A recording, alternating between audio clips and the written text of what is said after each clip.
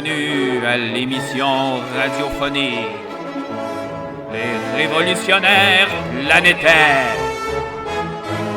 avec votre animateur Alexandre Pimon.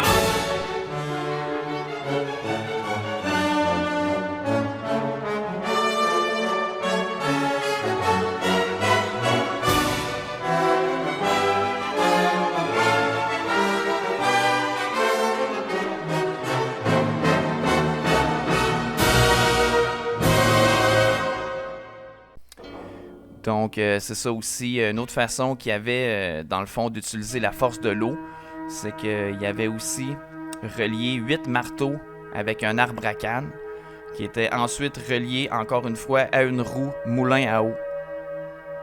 Donc, à partir d'un ruisseau, on faisait tourner une roue. Cette roue-là, elle rentrait vers l'intérieur de la bâtisse, qui était recouverte, là. Et puis, ce bâton-là, qui est l'arbre à canne, lui, il y avait des morceaux de bois de chaque côté. Puis quand cette tige-là tournait, bien, les morceaux de bois, eux autres, ils venaient s'appuyer contre le levier du marteau. Puis une fois que le bâton était rendu en bas, le marteau, lui, il relevait complètement en haut. Encore là, il était à côté sur un levier. Puis ensuite, il retombait par en bas, ce qui permettait de fournir une force avec une pression de 45 kg. Donc, avec les 8 marteaux, ça donnait quand même un total de 360 kg. Ce qui permettait non seulement de moudre du grain, mais également de façonner des pièces de métal plus grandes avec seulement 1 à 2 employés qui surveillaient les marteaux comme ça qui frappaient en continu, là, alimentés par le ruisseau. Ce qui, encore là, les Romains, par exemple, n'avaient pas ces procédés-là, là, ce qu'on a retrouvé à date. Là. Pour cette époque-là, c'est sûr que c'est des machines qui n'étaient pas connues vraiment en Occident. Les Chinois aussi avaient un odomètre qui leur permettait de calculer les mètres quand l'armée voulait se rendre d'un point à l'autre, ou pour les arpenteurs géomètres de l'époque, pour l'empereur qui voulait connaître les distances entre ces différents royaumes. Donc, en faisant sonner une cloche, à chaque fois qu'une petite roue faisait... Les roues du chariot faisaient tourner une petite roue qui faisait retourner une grande roue dentée. Et puis, finalement, rendu au bout, ben, ça tirait une corde quand la grande roue avait fait un tour complet. Puis cette corde-là, ben ça c'était attaché après un petit marteau. Puis le marteau du bonhomme, lui, il cognait sur la cloche. Puis ça signifiait qu'on venait de parcourir un demi-kilomètre.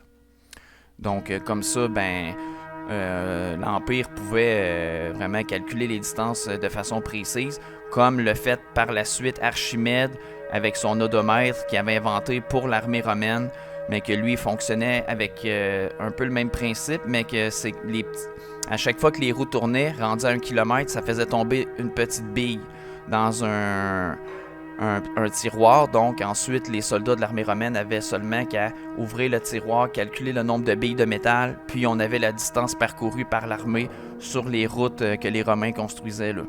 Donc les Chinois eux autres avec là, un équivalent. Là. Ils maîtrisaient très bien le calcul puis la façon de faire tourner les roues dentées. Là. Il est arrivé à une science assez précise. Donc c'est pour ça qu'on dit que les Chinois, c'est la première civilisation mondiale qui est arrivée avec le premier système de production à la chaîne. Bien avant les usines là, de Ford et puis les usines à vapeur là, qu'on a connues en Angleterre. Là. Mais c'est sûr, il y avait de la production à la chaîne sous les Romains, un peu sous les Grecs, là, différents empires quand même, que ce soit même les Vikings ou les Germains là, ou les Celtes. Mais quand même du niveau de la Chine impériale avec les milliers de travailleurs qu'on connaît, là, qu'on peut s'imaginer aujourd'hui par rapport aux usines chinoises qui fonctionnent jour et nuit, qui sont le centre de production mondial là, de tous les petits biens et services. Là. On peut s'attendre qu'à l'époque de la Chine, ben, il y avait déjà une production qui ressemblait à ça. Là.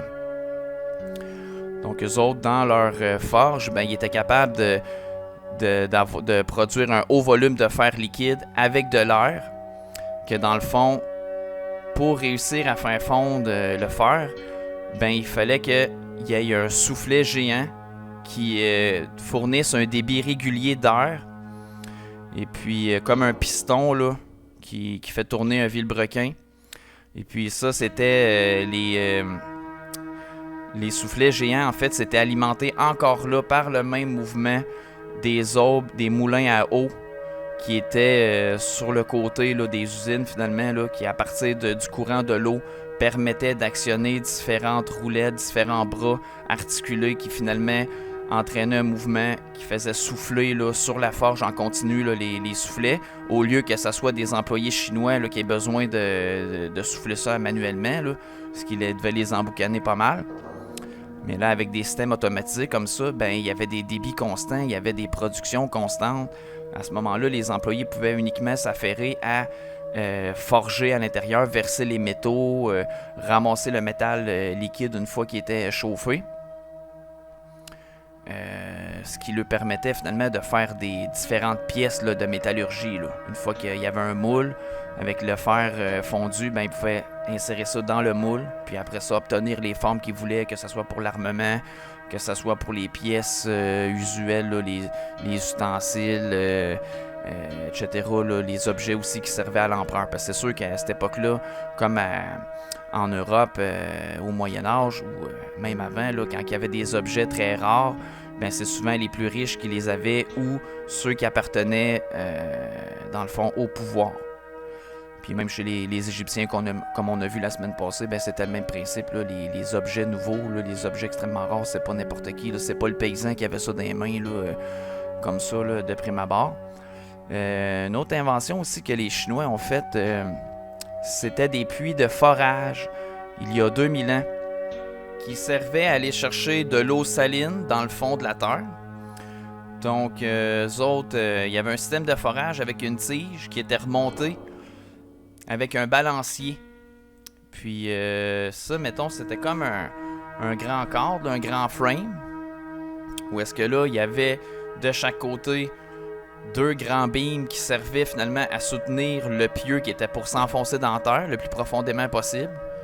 Et puis, on remontait la tige là, avec la force, avec une bobine, avec la corde enroulée, puis un bœuf qui tirait à l'autre bout.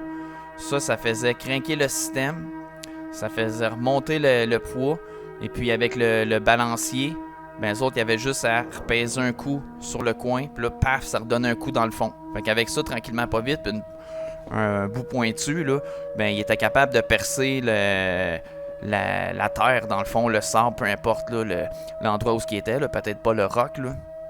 On parle pas des puits de forage là, de notre époque, là, ceux qui ont servi par après pour la recherche de pétrole, mais quand même, ça permettait de creuser et puis atteindre les couches aquifères, puis on déviait l'eau qui était extraite de ça pour finalement essayer d'aller la chercher parce qu'il y avait beaucoup de sel à l'intérieur. Ensuite, il restait juste à la faire bouillir, faire sécher l'eau, et puis le sel finalement pouvait être extirpé puis revendu à un prix d'or sur le marché. Donc c'était une technique utilisée en Asie pour aller chercher du sel où est-ce qu'il n'y en avait pas tant que ça là, à l'état naturel. Là. C'est pas comme dans les déserts là, du Moyen-Orient ou en Afrique où est-ce qu'il y a des endroits là, où est-ce que, à même le sol, il y a des couches là, stratifiées de sel où est-ce qu'on peut aller piger directement des gros morceaux. Là. Donc les Chinois, eux autres, ils avaient déjà inventé ces puits-là là, très longtemps à l'avance. Là. En Europe, il n'y avait pas de puits de forage là, de ce type-là. Donc aussi, une invention qui était bien importante, ça a été le sismoscope. Où est-ce que c'est ça, avec leur technique finalement là, d'orfèvrerie, de coulage des métaux, ben ils réussissaient à faire des boules qui étaient dans une immense structure avec une espèce de chaudron finalement là. Et puis là-dedans, ben, il y avait un mécanisme de pendule inversé qui fait que toutes les boules, les autres, ils étaient balancées comme il faut avec le même poids. Puis il y avait des boules qui faisaient toute la circonférence du gros chaudron, là, avec un certain degré de différence entre chaque boule. Ce qui fait que s'il y avait un tremblement de terre qui arrivait d'une certaine région, ben la boule qui était dans la direction de cette région-là, le pendule inversé, lui, s'activait à l'intérieur, puis la boule tombait par terre. Puis la boule, elle était maintenue dans une espèce de sculpture de bouche de dragon. Donc, même les Chinois réussissaient à faire des prouesses, finalement, dans le fond, de travail là, avec les métaux, là. Ce qui faisait en sorte qu'ils donnaient quand même un certain côté esthétique à l'appareillage qu'ils construisaient. Non seulement pour faire beau, mais pour faire plaisir à l'empereur, pour montrer leur degré de perfection finalement, puis de capacité là, à transformer les métaux là, de la façon qu'ils voulaient. C'est sûr qu'une époque qui était très marquante sous la Chine impériale, ensuite je vais nommer les dynasties, là, comme j'avais expliqué. C'est sûr qu'une des dynasties les plus importantes, ben, ça a été la dynastie Song, qui est arrivée au tournant du premier millénaire.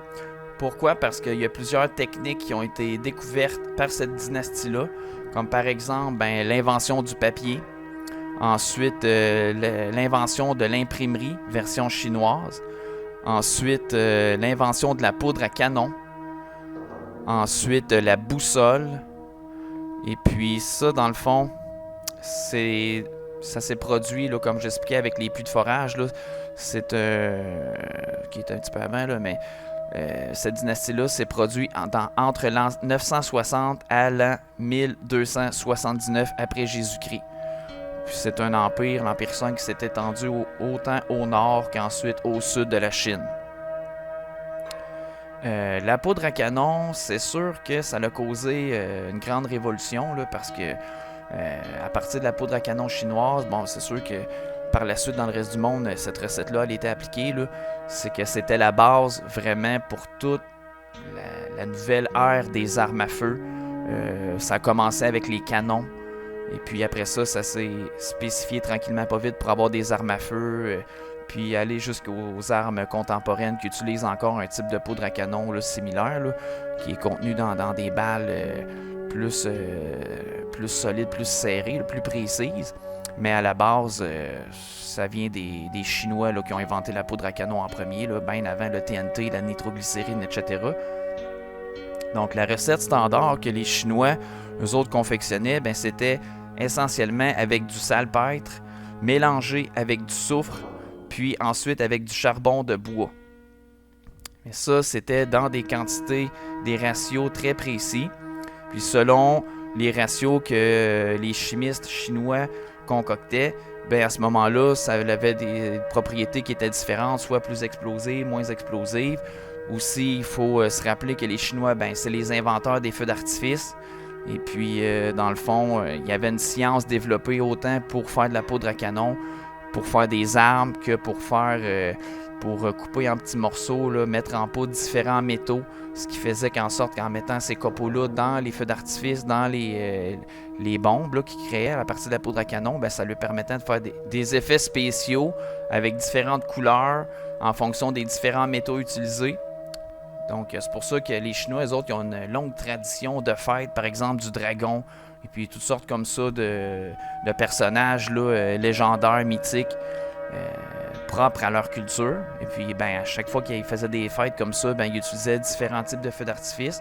Fait que tranquillement, pas vite, ben, ils ont réussi à maîtriser ça, ce qui leur a permis après ça de créer des armes extrêmement dangereuses par rapport à d'autres armées. C'est pour ça qu'il y a eu des conflits souvent avec, mettons, le Japon de l'époque qui avait peine à contenir finalement les invasions de la Chine, là, parce qu'on sait que la Chine était continentale, était beaucoup plus impressionnante que la petite péninsule japonaise. Et puis le même problème avec la Corée, où est-ce qu'il y avait des invasions chinoises assez fréquemment. Donc, comme en plus la Chine créait des armes indestructibles, ben, ces peuples-là ont eu de la misère à résister. Et puis finalement, ben, au bout du compte, pour ceux qui ont réussi, ben, ils ont fini par se créer une culture spécifique là, au Japon, à la Corée, etc., à la Mongolie, là, où est-ce qu'il y avait des invasions souvent là, avec les peuples des steppes, là, comme on va voir plus tard, le Gengis Khan et compagnie.